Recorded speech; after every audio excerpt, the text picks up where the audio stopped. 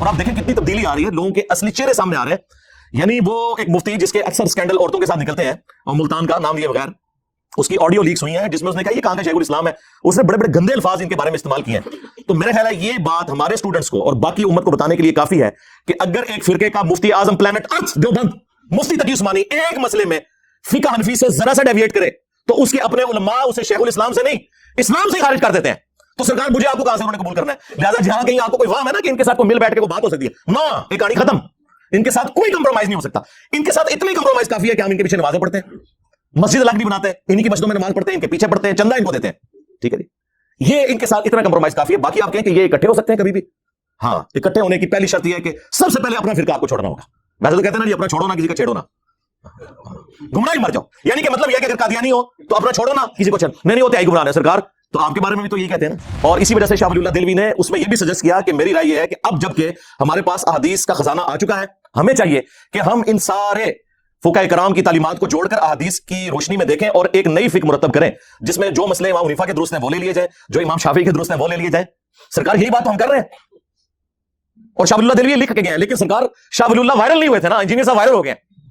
مسئلہ یہ ہے کہ ایک سیکورٹی گارڈ بھی انجینئر صاحب کی ویڈیو دیکھ رہا ہے, ایک جنرل بھی ویڈیو دیکھ رہا ہے, ایک سپریم کورٹ کا جج بھی دیکھ رہا ہے, ایک لڑی بام بھی دیکھ رہا ہے, ایک ڈاکٹر بھی دیکھ رہا ہے, ایک انجینئر بھی دیکھ رہا ہے. اور وہ مولوی جو کہ قرآن و سنت کے دشمن ہیں وہ نہیں دیکھ رہے یا چھپ چھپ کے دیکھ رہے ہیں, لیکن ان کے بچے ضرور دیکھ رہے ہیں, کیونکہ ہم ان کی بیٹھکوں میں ان کی اجازت کے بغیر یوٹیوب کے ذریعے موبائلوں میں داخل ہو چکے ہیں الحمدللہ.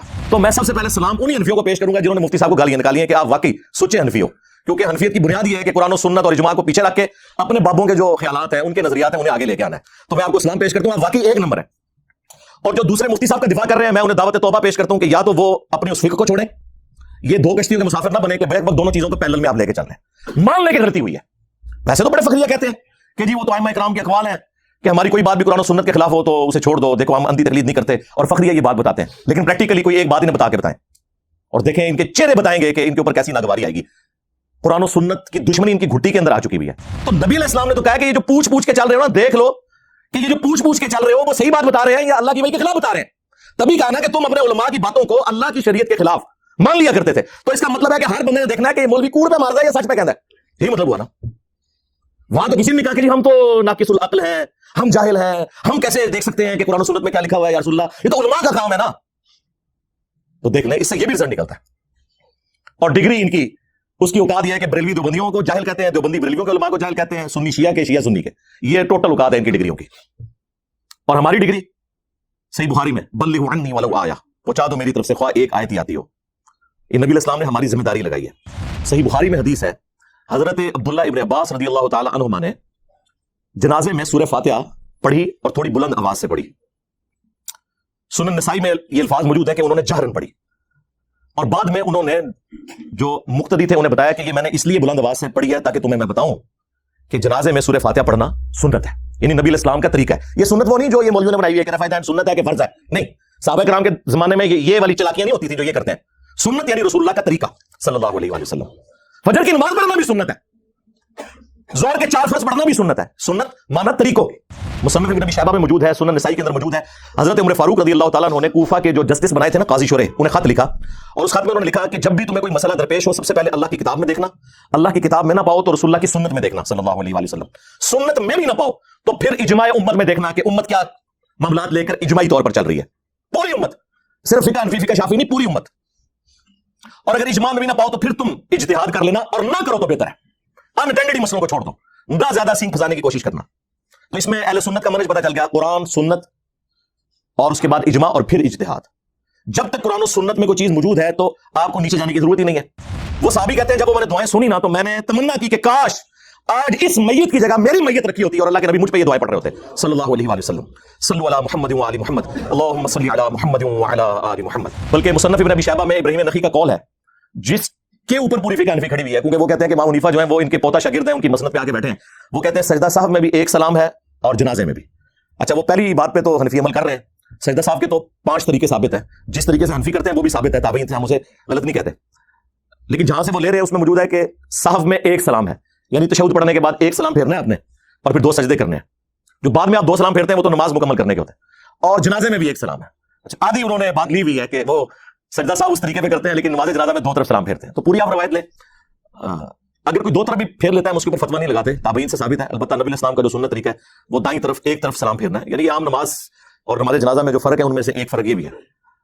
عرب ملکوں میں، سعودی عرب میں آپ میں سے اکثر لوگ حج عمرے کے لیے بھی گئے ہوں گے، ہر نماز کے بعد وہاں پہ جنازے ہوتے ہیں اجتماعی، اور ایک طرف بھی سلام پھیرتے ہیں اور سرن پڑھاتے ہیں. نبی علیہ السلام سے جہرن بھی نماز جنازہ ثابت ہے، لیکن آپ کا جو عمومی عمل ہے وہ سرن ہی ہے. سنن نسائی میں موجود ہے کہ نبی علیہ السلام سرن نماز جنازہ پڑھایا کرتے تھے، جس طرح زور و اثر کی نماز پڑھائی جاتی ہے نا اس طرح، لیکن آپ جہرن بھی بعض اوقات پڑھاتے تھے. وہ تعلیم کے طور پہ بھی ہوتا تھا اور جواز کے طور پر بھی، دونوں طریقے سے ثابت ہے. تو بعض لوگوں نے اسے معیوب سمجھا، تو سیدہ عائشہ نے کہا کہ مجھے حیرانگی ہو رہی ہے کہ کوئی زیادہ عرصہ نہیں گزرا، نبی علیہ السلام اسی مسجد میں نماز جنازہ پڑھا کرتے تھے، آپ نے بدری اصحاب کا نماز جنازہ اس کے اندر پڑھا ہے، اور تم میں بعض لوگ اسے معیوب سمجھ رہے ہیں. اچھا، اس حدیث سے دو رزلٹ نکلے. ایک تو یہ کہ عورت بھی نماز جنازہ پڑھ سکتی ہے. عموماً جو یہ عورتوں کی مانیت کی جاتی ہے نا، وہ بے صبری کی وجہ سے نماز جنازہ کے ساتھ نہیں وہ جائیں گی، لیکن جنازہ پڑھ سکتی ہیں. عرب میں تو پڑھتی ہیں جس طرح نماز پڑھتی ہیں مسجد میں. اور دوسرا یہ بھی ثابت ہوا کہ مسجد میں بھی نماز جنازہ درست بلکہ سنت ہے. اور تیسری ایک اور بات بھی ثابت ہوئی کہ جو کیڑے نکالنے والے ہیں نا اور قرآن و سنت کو کم فہمی کی وجہ سے اگنور کرنے والے ہیں، وہ اس زمانے میں بھی موجود تھے. ظاہر وہ بریلوی جو بندی تو نہیں تھے نا جو مخالفت کر رہے تھے، ظاہر نیو مسلم ہوں گے، انہیں چیزوں کا اتنا آئیڈیا نہیں ہوگا. اور عائشہ نے ان کی سلام اللہ علیہا اصلاح فرمائی. فقہ حنفی کے 3 بڑے مسائل ایسے ہیں جو جس سے وہ خود رجوع کر چکے ہیں. نمبر 1، مدینہ کو حرم امام حنیفہ رحمۃ اللہ علیہ نہیں مانتے تھے، فقہ حنفی والے مانتے ہیں. بخاری مسلم میں 50 سے زیادہ حدیث ہیں کہ مدینہ حرم ہے. نبی علیہ السلام نے کہا، اے اللہ، ابراہیم علیہ السلام نے مکے کو حرم بنایا تھا، میں مدینے کو حرم بناتا ہوں. اے اللہ، مدینے کے مد میں برکت عطا فرما، اس کے سا میں برکت عطا فرما. یہ میئرمنٹس کے انسٹرومنٹس ہیں، جس طرح کلو گرام اور لیٹرز ہیں. اے اللہ، مدینے کی محبت ہمارے دل میں مکے کی طرح کر دے، بلکہ اس سے بھی زیادہ کر دے. کتنی دعائیں آپ نے فرمائی. تو آج بریلوی دیوبندی حنفی جو ہیں وہ مدینے کو حرم مانتے ہیں. دوسرا، امام حنیفہ رحمۃ اللہ علیہ شوال کے 6 روزوں کو بدعت سمجھتے تھے. ایون امام مالک جو مدینہ شریف میں رہتے ہیں، وہ الموطا امام مالک میں لکھ رہے ہیں کہ میں نے اہل مدینہ کو شمال کے 6 روزے رکھتے ہوئے نہیں پایا. حالانکہ اب سب رکھ رہے ہیں. بخاری کو چھوڑ کے باقی جو 5 کی 5 کتابیں اہل سنت کی، مسلم، ابو داؤد، ترمذی، نسائی، ابن ماجہ میں یہ حدیث موجود ہے کہ جو رمضان کے بعد شوال کے 6 روزے رکھ لے وہ ایسا ہے جیسا کہ پورے سال کے روزے اس نے رکھے. اور پوری زندگی رکھتا ہے تو پوری زندگی کے روزے، اس میں آپ کی مرضی ہے کہ وہ پورے مہینے میں کسی بھی وقت رکھ لے. یہ نہیں ہے کہ ایک فوراً بعد رکھ لیں یا ساتھ ہی شروع کر دیں، جب آپ کا دل کرے آپ نے اس ایک مہینے میں وہ 6 روزے پورے کر لیں.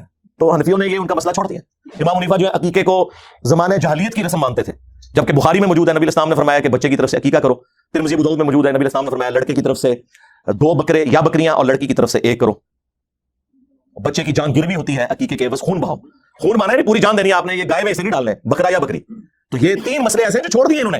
باقی فقہ حنفی والوں کو ہم ریکویسٹ کریں گے کہ آپ ذرا اپنے بابا جی جنہیں سارے بابا مانتے ہیں، شاہ ولی اللہ دہلوی، ان کی کتاب حجت اللہ البالغہ پڑھ کے تو دیکھیں. انہوں نے تقلید کے بارے میں جو طبیعت آپ لوگوں کی صاف کی ہوئی ہے، انہوں نے کہا کہ امت کی گمراہی کی سب سے بڑی وجہ یہ اندھی تقلید ہے.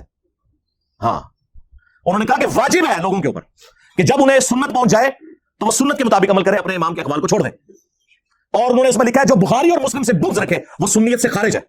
اور اس پہ اجماع ہے کہ بخاری اور مسلم کی تمام متصل الاسناد احادیث قطعی الصحت ہے. ان سے بغض رکھنے والا بدعتی ہے، وہ سنی نہیں ہو سکتا. تو مجھے بتائیں کون بغض رکھ رہا ہے؟ عزتیں اویل کر رہے ہیں قرآن و سنت کے نام کے اوپر، چندے اکٹھے کر رہے ہیں قرآن و سنت کے نام کے اوپر، سواریاں سوار کر رہے ہیں مکے اور مدینے کی آوازیں لگا کے، اور پھینکتے کہاں دیوبند اور بریلی میں جا کے. اور جو شخص نہیں کہتا ہے کہ بھائی ان بابوں سے دستبردار ہو، اپنی نسبت اس کے ساتھ مضبوط کرو جس کی قبر مدینے میں صلی اللہ علیہ وآلہ وسلم، تو یہ کہتے ہیں کوئی نیا فرقہ لے کے آ گیا. نیا نہیں لے کے آیا سرکار، یہ مرنے سے پہلے اے مسلمان کر لیں اس پہ غور. کتابوں کا خدا اور ہے، بابوں کا خدا